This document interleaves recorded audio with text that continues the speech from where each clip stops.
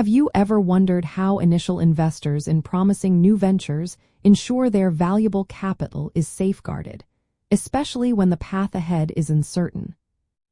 Seed investors are legally protected by equity terms primarily through specific provisions embedded within their investment agreements and the type of shares they receive.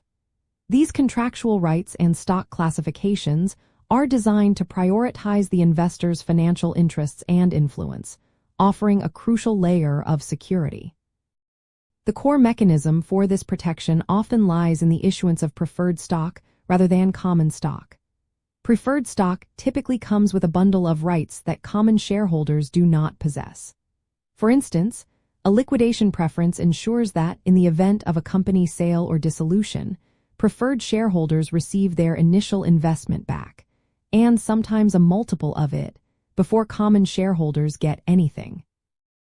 Additionally, anti-dilution provisions protect the investor's ownership percentage from being significantly reduced if the company issues new shares at a lower valuation in a subsequent funding round.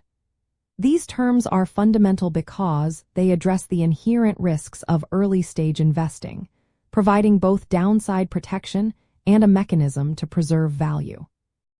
For investors, understanding and negotiating these terms is paramount. You should carefully review the proposed equity structure, pushing for strong liquidation preferences and robust anti-dilution clauses. Founders, conversely, need to balance offering attractive terms to secure funding with retaining sufficient flexibility and control over their company. This involves understanding the long-term impact of each term, particularly as the company grows and potentially seeks further investment. Engaging experienced legal counsel to draft and review these complex agreements is not just advisable, but essential for both parties. Beyond financial safeguards, seed investors often secure critical control mechanisms. These can include board observer or voting rights, giving them a direct voice in key strategic decisions, and information rights, which grant them regular access to the company's financial and operational data.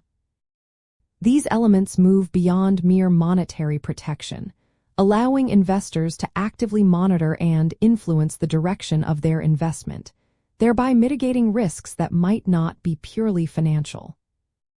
Ultimately, the sophisticated use of equity terms transforms an early-stage investment from a simple capital injection into a structured partnership with defined responsibilities and protections. These carefully crafted agreements create a more predictable and secure environment for investors, fostering the trust and confidence necessary for them to support innovative companies from their very beginning.